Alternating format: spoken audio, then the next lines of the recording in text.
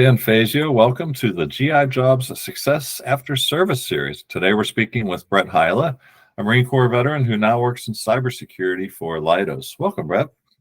Hey, Dan, it's wonderful to be here this morning. Okay, let's start with your role at Leidos. Your job title is a mouthful. Leidos Marine Corps Account Client Executive in the Navy and Marine Corps IT business area. Is that correct? That is very correct, Dan, and it is a mouthful. Okay, well, so let's unpack that a little bit. Tell us what does that mean? What do you actually do? That means I work with the Marine Corps to try to develop cybersecurity solutions that improve the Marine Corps' overall security and do that in a cost advantage way. We're a large scale integrator, Leidos is, so we don't care about the product so much as that it brings the best value to the Marine Corps. And I work with our partners to understand those capabilities, present them to the Marine Corps, and make sure that that's actually something that they want. Okay, well, that makes sense. Where's your job? I mean, it looks like you're working remote. Today I'm working remote. Right now I work approximately 3 days a week in our global headquarters in Reston, Virginia. Other days I am on site meeting with a customer, primarily down in Quantico, but I also travel to other Marine Corps bases throughout the globe to meet the customer on site as needed. Gotcha. Well, speaking of the Marine Corps, you served, is this correct, 34 years as a Marine? Yes, I had a long, wonderful career with the Marine Corps, and it offered me a plethora of opportunities and experiences, which I'm extremely grateful for. That's incredible. 34 years. Did you start out as enlisted? I did. I started out as an aviation maintenance computer repair technician back in the early 90s. Wow. Okay. When and how did you become an officer? So my first operational assignment was in Iwakuni, Japan. And while I was out there, I started going back to college and decided that I really enjoyed doing that and working with my leadership inside Marine Aviation Logistics Squadron 12. We applied for the Marine Enlisted Commissioning Program, and I was accepted into that program and started school in summer of 1994 and graduated from Texas A&M in summer of 1997. Okay. And if I'm not mistaken, you also earned a couple master's degrees along the way. I did. Getting the education bug, the Marine Corps allowed me to go to Naval Postgraduate School, where I got my master's in computer science. And then I had the opportunity to attend Army War College in 2017 and received another master's from them. So it seems like most of your career you've been in, your MOS was computer related in some way or shape or form. Is that correct? Yes. Yes. As a communications officer in the Marine Corps, you're responsible for, as I talk to folks out there, developing the architecture and the plan to provide computers, radios, and telephones to the supported customer. And, that starts small with a Marine Expeditionary Unit of about 2,000 Marines. And, in my last operational jobs, I was doing that for 2nd Marine Expeditionary Force with 40,000 Marines. Yes. Wow. Very impressive and important, crucially important. What were some of your duty stations over the years? I mean, you mentioned Japan. Yes, I started off in Iwakuni, Japan. I did 3 years in Quantico, Naval Postgraduate School. And then the most of my operational time was in North Carolina on the East Coast, bouncing between Camp Lejeune and Cherry Point, North Carolina. Okay. So when you decided to retire, first of all, how much or how far in advance did you start to prepare for that retirement? I started to prepare for that approximately 4 years in advance.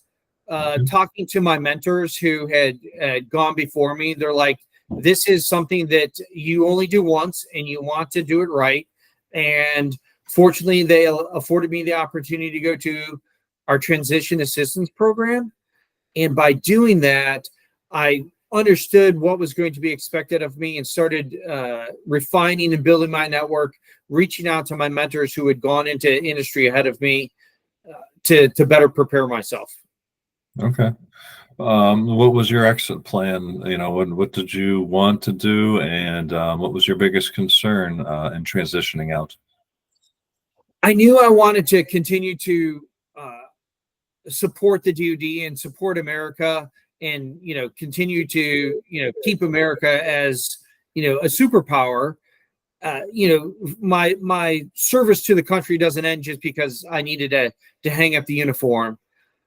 And we had just purchased a house here in Alexandria, Virginia, and so I wanted to find my first job that kept us here, so I didn't have moving on top of starting a new job at that point. And fortunately enough, my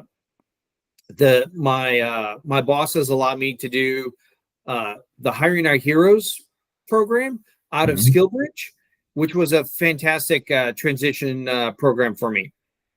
Okay. Well, what would you say the biggest challenge turned out to be in making that transition? Being able to focus on your transition while you are still in a key billet inside the Marine Corps. Your time's really divided, and you have to use your support staff on your day job while you start to focus on what's next for you in post your military life. Yeah. Well, yeah, because looking for a job is a full-time job, as we all know. Yes. Well, good for you. You certainly seem to have landed on your feet. Um, but you did go from being a colonel to a junior team member at Leidos. So what was that adjustment like? You always have bosses in the military, and one of my mentors, even as a 2-star, reminded us of that. We have civilian leadership on top of our officer corps, and in this case, I realized that I have no corporate experience, and so I'm more than willing to take a step back to gain that experience, to understand one, how the company culture works, because it's every company is different. I love the Leidos culture, but it's different than the Marine Corps culture. And then two, I need to rebuild my network and improve my worth to the company. And I'm almost 5.5 months in now, and loving what I do, and believe I'm doing that for Leidos. Fantastic. Well, you mentioned you love what you do. Speak to that a little bit more. What do you love about cybersecurity field? The cybersecurity field and information technology in general is incredibly fast paced. It's always changing. Unfortunately, you never know what the hackers are going to break into on a daily basis. So there is always something new to learn, and I embrace lifelong learning, and I believe that that's important to remain relevant in your personal life, in your corporate life, whether in the Marine Corps or in the military or out of the military, to make sure that you don't so you can stay relevant for your corporation. Yeah. Well, so if there's service members out there or veterans who want to shift gears, who maybe don't have the training and experience in cybersecurity, but they're interested in getting into it because they realize that this is a really good field to be in right now. There's a big demand for it, and there's a lot of benefits to working in this field. What advice would you have? I mean, is this something you need like a computer science degree to get started, or can you get started with the right certifications? What would your best advice be to someone like that? You definitely do not need a computer science degree to get started. With a security clearance, that gives you a leg up working back again for the DoD. And that's one advantage you have coming out of compared to all your civilian counterparts. The next piece I would do is take advantage in your last year to 2 years to get some of that free certification training that you can get through online through your service, and talk with recruiters and talent acquisition individuals out there to decide what is the best certificate for you. Cybersecurity has a wealth of areas in that, from training individuals to doing technical jobs to doing hands-on keyboard defense against adversaries, or if you have that exquisite skills and mindset in technology to actually going after the adversaries on behalf of the nation. So don't wait. You can do it. I might have lost you there, Dan. Hold on a second. Yeah, you seem to have frozen there.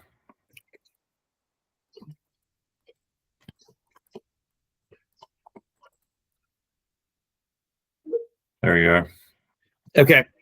My screen went blank because I hadn't touched it in 15 minutes. And so we had to redo that. Yeah, no worries.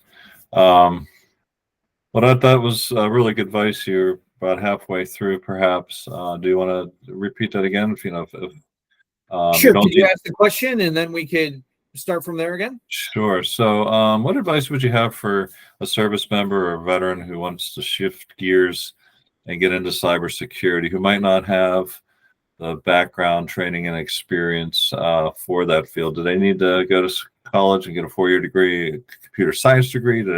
Can they get started with the right certifications? Or what would your best advice be to them? Dan, that's a fantastic question. And so many people think that they're locked out of the cybersecurity field because they don't have a computer science degree.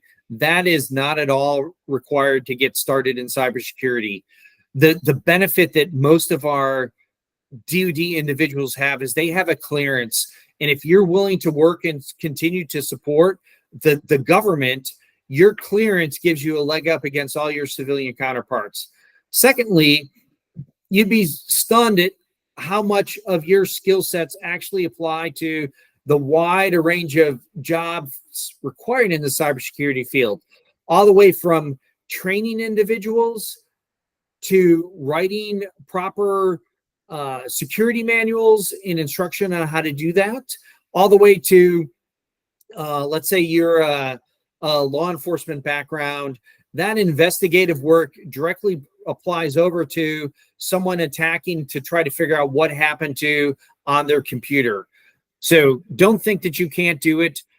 What I would offer as advice in your last 2 years, if cybersecurity is something that you think you might be interested in, is talk to people in the job field, look at the wider range of careers that are out there, and then start using the free training that's available to you before you exit the military to help give you those skill sets that'll give you an additional bump up in getting your foot started in the cybersecurity world.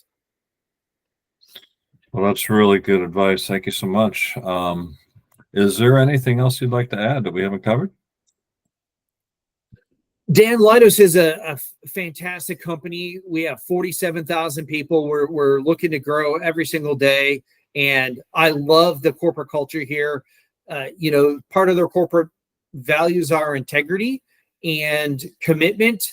And, we bring that every day to support our DoD and federal government customers. And it's a great place for veterans to land. All right. Well, that is a great additional tip there.